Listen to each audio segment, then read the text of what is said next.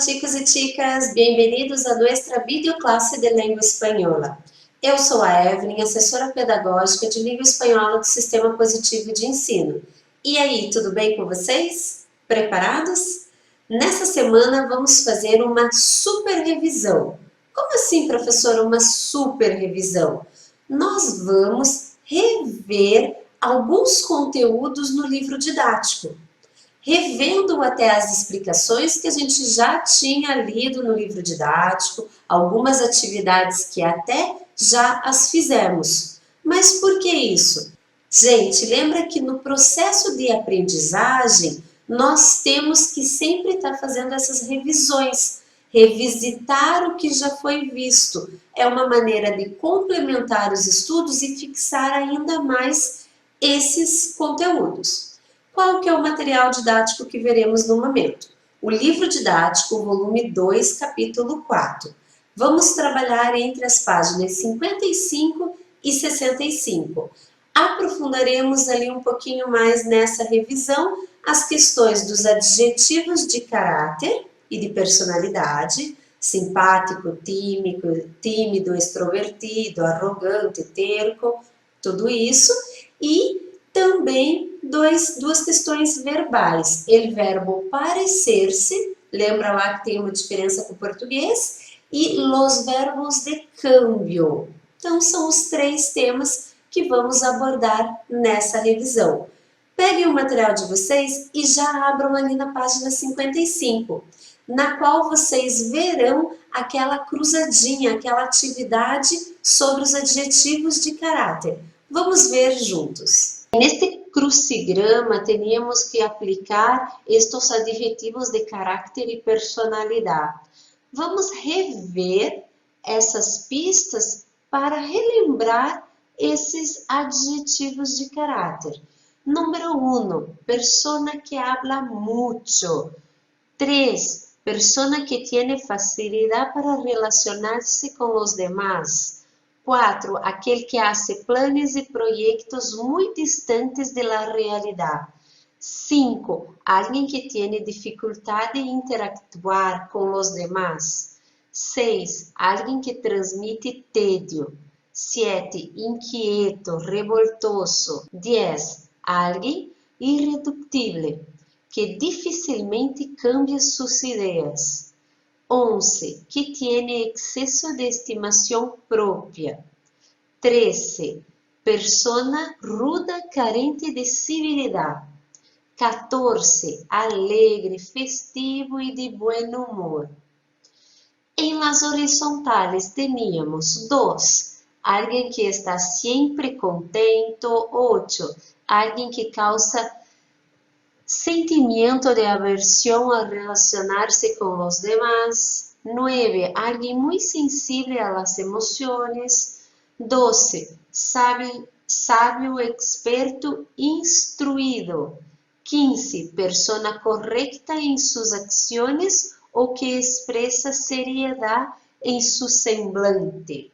E acá em el recuadro teníamos as palavras divertido, aburrido, alegre, sério, tímido, inteligente, extrovertido, simpático, engreído, grosseiro, sonhador, emotivo, terco, travieso e parlanchín. Entre essas palavras, precisamos sempre ressaltá-las, aquelas que são diferentes do português e que possa causar uma confusão, como é a palavra aburrido, que é uma pessoa que está chateada, entediada.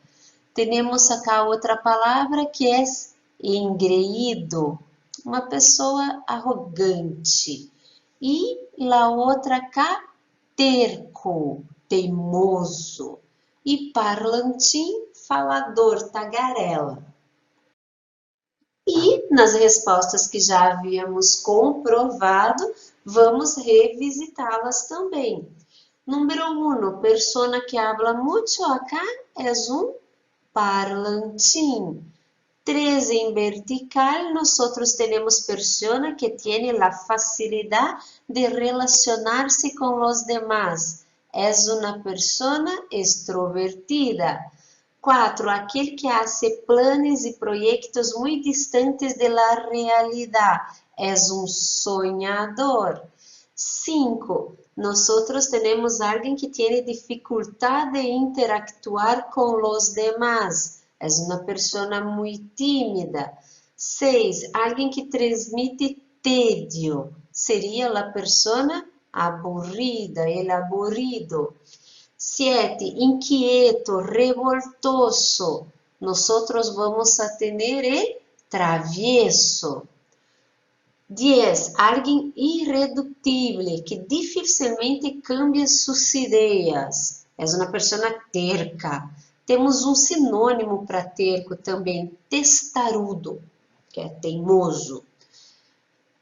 11. Que tiene excesso de estimação própria. Seria uma pessoa engreída. Certo? Aquela pessoa prepotente, que se acha o melhor de todos. 13. Persona ruda, carente de civilidade, é uma pessoa grosseira. 14. Aquela pessoa alegre, festiva, de bom humor, é a pessoa divertida.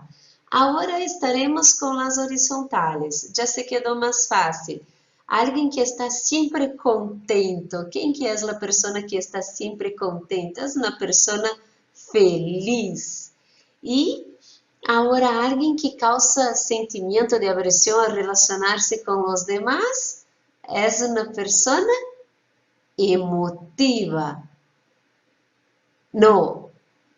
É uma pessoa antipática, a 8 é a pessoa antipática e a 9 que é a pessoa emotiva, alguém que é muito sensível a suas emoções. Já estamos corrigindo. 12, uma pessoa sábia, experta, instruída, é uma pessoa inteligente. E uma pessoa correta em suas ações e todo com seriedade é uma pessoa séria. Relembraram os adjetivos de personalidade e caráter? Não esqueçam da dica que eu sempre passo para vocês para fixarem ainda mais esses vocabulários que aprendemos e revisitamos a todo momento.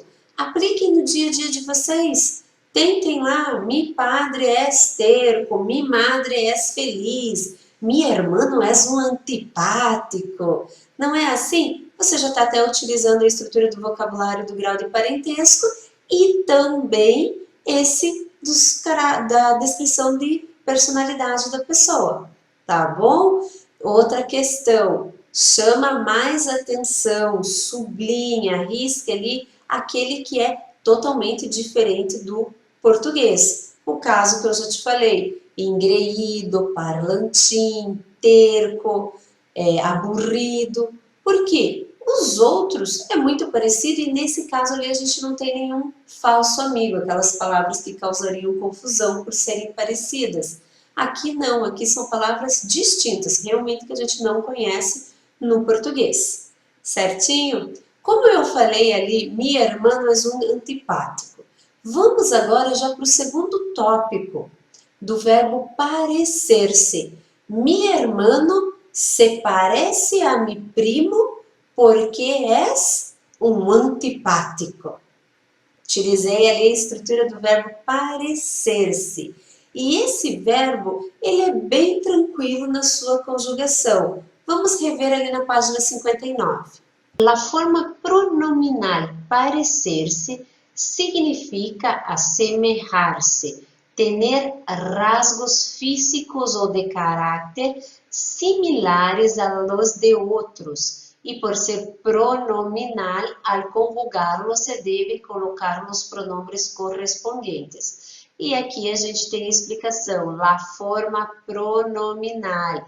Os verbos pronominales são aqueles que vão unidos a um pronombre reflexivo, ou seja, presta atenção na tabela. Quando eu tenho o verbo parecer, tá no infinitivo. Esse se ali no finalzinho, ele mostra que ele é um verbo pronominal. E obrigatoriamente, quando isso acontece, eu preciso que ele venha acompanhado na hora que ele é conjugado pelo pronome reflexivo, que é esse que eu acabei de marcar. Me, te, se, nos, os, se. Se eu estou conjugando para a primeira pessoa yo me parezco. Tu te pareces. Ele, ella, usted se parece. Nosotros, nosotras, nos parecemos. Vosotros, vosotras, os pareceis. Ellos, ellas, ustedes se parecem. Relembraram que a conjugação do verbo parecer-se não é tão difícil. Prestem atenção no detalhe. Ele é irregular na primeira pessoa do singular, ali ó, me paresco, apareceu aquele Z ali. Ele vai ter a irregularidade somente na primeira pessoa do singular. Nas outras pessoas do discurso, não tem irregularidade. Outra característica ali desse verbo parecer-se, ele é pronominal, obrigatoriamente, então, o verbo reflexivo na frente do verbo conjugado. Me pareço, te pareces. E agora a característica principal e aonde vocês têm que tomar cuidado, porque é uma diferença entre o português e o espanhol. Como assim? Presta atenção no exemplo. Eu me pareço com a minha mãe. Se você vai traduzir e passar para o espanhol, vai ser a seguinte estrutura. Yo me parezco a mi madre. Qual foi a diferença? No português eu uso a preposição com e no espanhol eu uso a preposição a. Tomem cuidado com isso, porque se vocês utilizarem com mi madre no espanhol, tá errado. A gente fica naquele portunhol, aquela mistura entre português e espanhol, certo? O correto é me parezco a mi madre. Ella se parece a su abuela. Los hermanos se parecen a los tios. A. Então, em espanhol, utiliza a preposição a, depois ali do verbo parecer, conjugado, para dar essa estrutura. Em português é com. Tomem cuidado para não confundirem. Certinho? Porque se vocês se confundirem falando com o hispanohablante, vou lá e falo, me parece com mi madre. Ih, errei, fiz um portunhol ali. Eu me pongo roja quando erro. O que é isso, me pongo roja? Eu fico vermelha. E já que vimos o verbo parecer-se e revisamos, vamos lá nos verbos de câmbio, que é esse que eu acabei de colocar o exemplo. Me pongo. Lembra lá dos 4 verbos de câmbio? Poner-se, volver-se, hacer-se, convertir-se. Foi os 4 que nós vimos ali na página 61. Vamos rever. Entonces, esos verbos son aquellos que dan una idea de transformação. Tanto no meu exemplo como no exemplo aqui do livro, quando conoces gente nueva, te pones algo nervioso. E no meu exemplo, yo me pongo roja quando erro. Essa ideia do uso do verbo poner-se, ele dá a ideia dessa transformação, dessa mudança, ele demonstra essa mudança. E são os chamados verbos de câmbio. Temos acá alguns, convertir-se, volver-se, hacer-se, quedar-se e llegar a ser. Eles indicam câmbios ou momentâneos ou duradouros ou permanentes. Cada um é para expressar alguma coisa. Em específico, vimos 4. Poner-se, que é aquele que indica um câmbio repentino e momentâneo. Volver-se indica um câmbio mais profundo, uma transformação mais de caráter. Temos também hacer-se, que indica um câmbio voluntário, generalmente é resultado de um processo. E convertir-se, que indica transformação, cambios radicais de qualidade ou de la natureza. Vamos rever um pouquinho mais sobre os verbos de câmbio por meio dos exemplos. Eu me pongo nerviosa quando tenho que falar em público. Me pongo.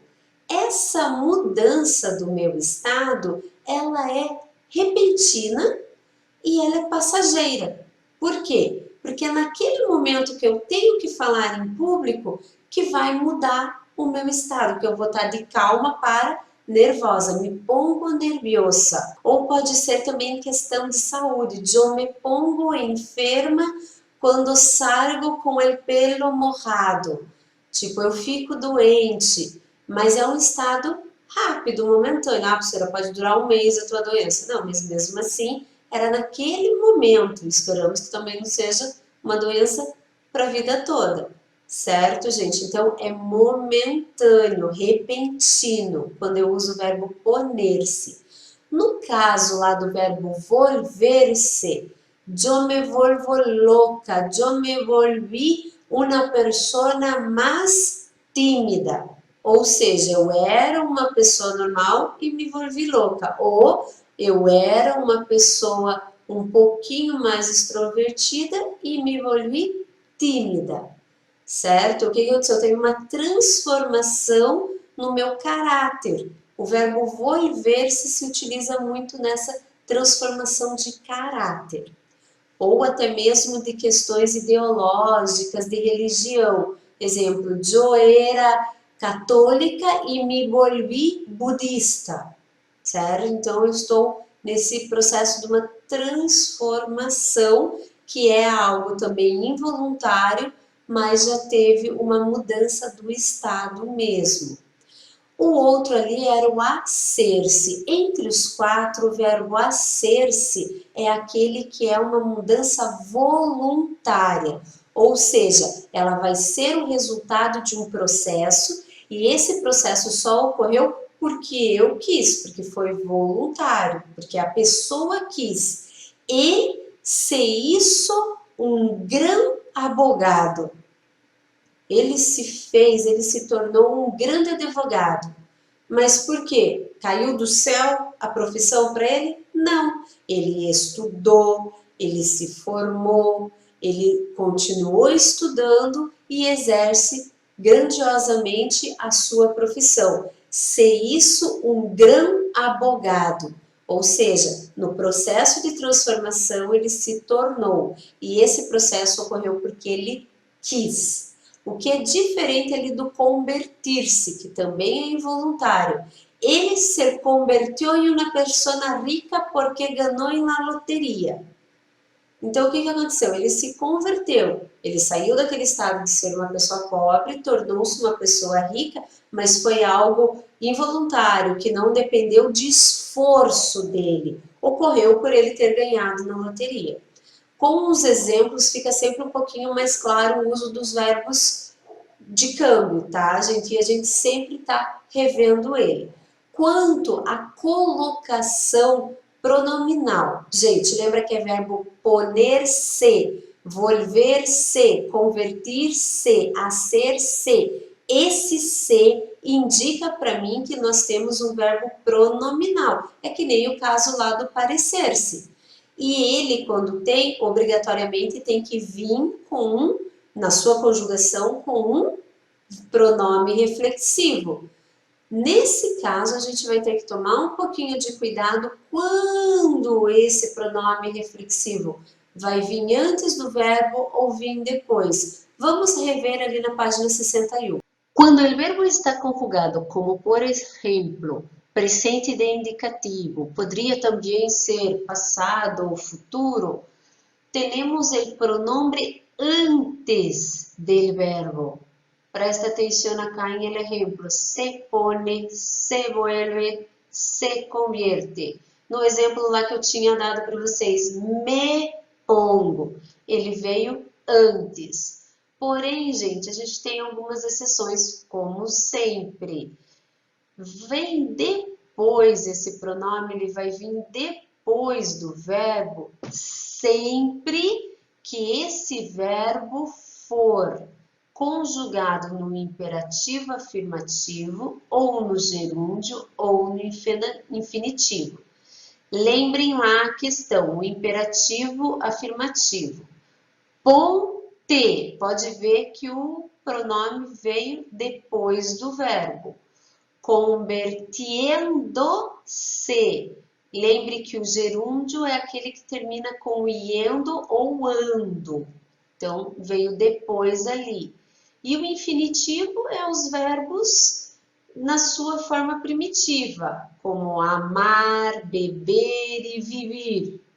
Por quê? Terminou com ar, com er ou com ir. Então, quando o verbo está no infinitivo, o pronome também virá depois do verbo. Muito importante anotarem, prestarem atenção e revisarem essa questão da colocação pronominal. Quais são as exceções quando o pronome vai vir depois do verbo? Quando o verbo estiver no imperativo afirmativo, no infinitivo ou no gerúndio. Nos demais casos, o pronome vai vir antes do verbo. Ali na página 62, tem o exercício te toca a ti, que já fizemos. Vamos ver a aplicabilidade desses verbos de câmbio no exercício. Número 1, letra A. Quando llueve, yo me pongo triste. A mí no me gustan los cielos grises, ni la niebla, ni la humedad. Então, aqui nós temos grises. Lembram da cor, gente? Qual que era? Cinza. Perfeito. Por que foi a utilização do verbo me pongo e não me vuelvo? Porque eu sou triste sempre, gente. É um período já da minha personalidade ser triste? Não, nesse caso eu estou falando que quando chove, naquele momento específico, é momentâneo essa transformação minha para que eu fique triste. Por isso que é o uso do verbo poner-se conjugado. Yo me pongo triste. Então, por isso que não poderia ser me vuelvo, porque o me vuelvo é aquela transformação mais elaborada, é transitória, mas um pouco mais elaborada. Ela teve um processo um pouquinho maior já. E também fala muito da característica, daí da personalidade. Agora, por que também que não pode ser pongo-me? E por que foi me pongo? Lembra que o verbo pongo está conjugado no presente do indicativo. Então, o pronome reflexivo vem antes, certo? Ele só viria depois se o verbo aqui fosse no infinitivo, ou no gerúndio, ou no imperativo afirmativo, que não é o caso. Pongo é presente do indicativo. Então, por isso que foi essa resposta. B. Quero abogada como su madre. Quero hacer-se. Aqui é a questão da colocação. Olha aqui, ó, o pronome reflexivo depois do verbo e o verbo está no infinitivo, certo? Se hacer-se tá errado, porque aqui tá antes, aqui é infinitivo. Então, essa estrutura nem existe em espanhol. Por que não pode ser se vuelve? Porque o se vuelve é algo involuntário e algo que vai ser de um processo mais de personalidade. O hacer-se, que é aquele voluntário, e ele precisa do processo para que ocorra. E para se tornar uma abogada é um processo, não é verdade, gente? Na letra C, a veces al ser viejo uno também se vuelve más crítico. Olha aqui o que eu acabei de falar. Por que então foi o uso do verbo volver-se? Porque agora foi uma transformação de personalidade. Ela era uma pessoa não tão crítica quando nova, e quando a gente fica mais velha, a gente se torna mais crítica. Então, teve esse processo, essa transformação da personalidade. Agora já demos um salto para a página 65, na seção Desafia-te. Exercício 3. Vocês teriam que ter completado com os verbos de câmbio já conjugando-os. Vamos lá. Quando mi hermano agarra el coche de mi papá sin pedírselo, mi padre se vuelve loco. Ele muda o estado dele, fica louco porque o queridinho do filho dele pegou o carro sem pedir. B. Mi hija se pone muy contenta quando le hago su torta preferida. Por que que era o se pone? Porque ela fica muito mais feliz do que ela é normalmente no momento em que eu faço a torta para ela. Sí, segurísimo que él se vuelve rico en poco tiempo porque el nuevo negocio se le va muy bien. Então, ele vai se tornar uma pessoa mais rica em pouco tempo porque o negócio dele também não vai. Então, é uma questão ali momentânea. Naquele determinado momento, ele vai se tornar rico. Não foi um processo da vida toda para ele se tornar rico. D. Miriam pensa que su marido se convierte em vegetarianismo em pouco tempo. Então, ele mudou a sua alimentação de uma maneira mais drástica. Se ele era uma pessoa que comia carne e agora não, e vai conseguir, ele vai ter uma mudança nessa natureza dele ali. E para hacerte vencedor em las Olimpíadas de Matemáticas, deve hacer mais exercício. Então, é uma questão de vontade e de um processo, porque para que ele consiga ir bem, ele vai ter que ter um processo para estudar bastante. Então, é o uso do verbo hacerte. F. Sempre que Paulo le saluda a Elba, ella se pone roja. Naquele momento, é momentâneo. No momento que ela recebe a saudação do Paulo, Elva fica vermelha, sabe? Assim, ruborizada no rosto. E G.